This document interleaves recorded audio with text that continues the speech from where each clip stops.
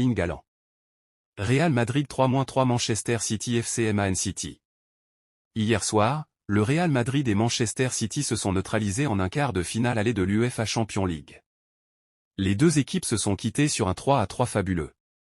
Mais Erling Haaland, 23 ans, n'a pas vraiment participé à la fête, lui qui a vécu des moments très compliqués face à Antonio Rudiger et les Meringues.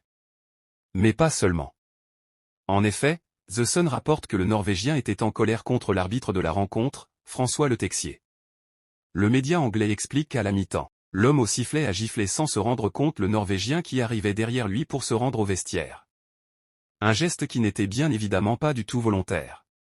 Mais le cyborg, qui a levé les bras en l'air, était furieux selon le tabloïd. Monsieur Le Texier a présenté ses excuses aux joueurs mécontents. Real Madrid, les premiers doutes s'installent chez Jude Bellingham. La dizaine de buts de Jude Bellingham s'est poursuivie malgré le match exceptionnel entre le Real Madrid et Manchester City, 3-3. L'international anglais n'y arrive décidément plus. Les prochaines semaines s'annoncent capitales et formeront un bon test mental pour le numéro 5. L'affiche dorée entre le Real Madrid et Manchester City annonçait une belle partie de football. Un remake de luxe des demi-finales de la saison passée entre deux mastodontes européens. Et une chose est certaine, les 22 acteurs présents sur la pelouse de Santiago Bernabéu ont fait le show mardi soir, lors des quarts de finale de la Ligue des Champions. Un score riche en buts et un scénario rempli de rebondissements, 3-3, qui ont dû contenter les 80 000 personnes assises dans les travées du stade madrilène. Mais derrière ce show, Jude Bellingham, qui n'a plus marqué avec le Real Madrid depuis le 10 février dernier et son doublé contre Girona, attendait cette rencontre pour rebondir sous des projecteurs grandioses. Malheureusement, celui qui connaît des dernières semaines compliquées entre une suspension pour carton rouge et une entorse à la cheville s'est une nouvelle fois loupé. Sa grande force est sa maturité. Il n'a que 20 ans, mais il est très mature pour son âge. Il est vraiment professionnel, très sérieux et humble. Nous avons été surpris. Nous n'avons pas été surpris par le joueur, mais par la personne. Je le répète, pour son âge, il est vraiment, vraiment mature. Voilà ce qu'affirmait Carlo Ancelotti au sujet de l'international des Trillions, en conférence de presse avant la rencontre contre Manchester City. Si le talent de l'ancien joueur du Borussia Dortmund n'est plus approuvé, au même titre que son potentiel ou sa précocité, il connaît néanmoins un petit passage à vide ces dernières semaines. Et sa copie très neutre, trop stérile contre les Citizens mardi soir illustre la baisse de forme du natif de Stourbridge. Fort heureusement, le journal Marca a encore indiqué que Carlo Ancelotti n'était pas du tout inquiet pour son joyau anglais. Real Madrid, Raúl nage en plein cauchemar. Encore trop invisible. Aucun but, aucune passe décisive. Fait assez rare pour être souligné cette saison, surtout dans une rencontre où les Meringues inscrivent 3 buts, encore un match gris pour Bellingham, qui chute dans la séquence décisive de la saison. Est-ce qu'il joue mal? Non. Mais il n'est pas la star dont Madrid a besoin pour remporter la Ligue des Champions. Soit Bellingham se lève pour le retour, soit le « retour » à l'Etihad semble presque impossible.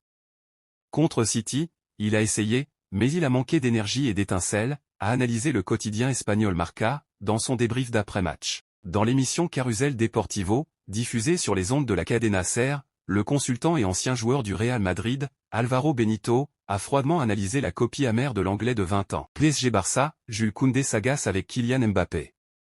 Koundé. En Espagne, beaucoup de monde attend de voir Mbappé faire mal au FC Barcelone. Surtout du côté de Madrid, forcément.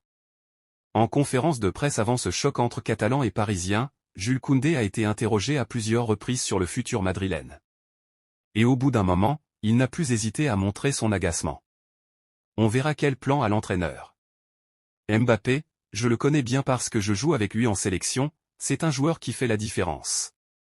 On tentera de le stopper, mais au niveau collectif, le PSG est bien plus qu'un seul joueur.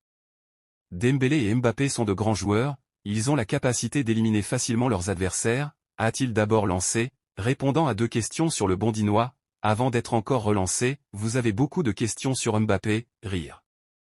Je préfère parler de nous. LDC, Xavi explique pourquoi le PSG est favori.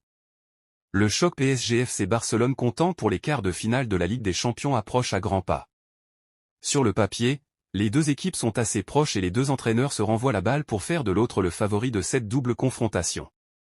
Après Luis Enrique plus tôt dans la journée, c'est Xavi qui a dévoilé les raisons faisant de son adversaire l'équipe la plus forte. Quand je dis qu'ils sont favoris, Je ne le dis pas pour en faire une stratégie. Je le pense vraiment. Ils nous ont pris Ousmane, Dembélé, et je connais très bien les Qataris. J'ai été chez eux, à Al-Sadd. La Ligue des Champions est leur objectif principal. Ce n'est pas le nôtre.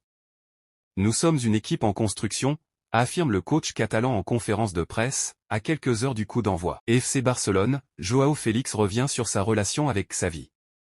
Joao Félix sous le maillot du Barça. C'est l'un des sujets qui revient avec insistance du côté du FC Barcelone. Alors que Xavi avait annoncé en public son départ à l'issue de la saison alors que la situation sportive du club catalan était compliquée, la donne a légèrement changé au Barça depuis. En effet, deuxième de Liga, les coéquipiers de Robert Lewandowski peuvent également viser un sacre en Ligue des Champions à quelques heures d'une double confrontation face au PSG en quart de finale. Mais alors que l'avenir de Xavi semblait scellé, plusieurs personnalités du club catalan essaient de le faire rester. Les dirigeants y travaillant depuis quelques semaines en catimini, Joao Félix a mis son grain de sel dans l'histoire ce lundi. En effet, dans un entretien accordé à Radio Catalunya, l'attaquant portugais est revenu sur la relation qu'il a avec son coach et a affirmé qu'il aimerait qu'il reste, c'est un homme fantastique. Il comprend très bien les joueurs parce qu'il a été joueur, il comprend ce que signifie représenter le Barça et il nous comprend très bien. Il nous aide et nous aimons ses idées. Nous sommes avec lui. Son maintien ? Mais ce sera au président de décider. Quelle que soit la décision du président, l'équipe sera avec lui.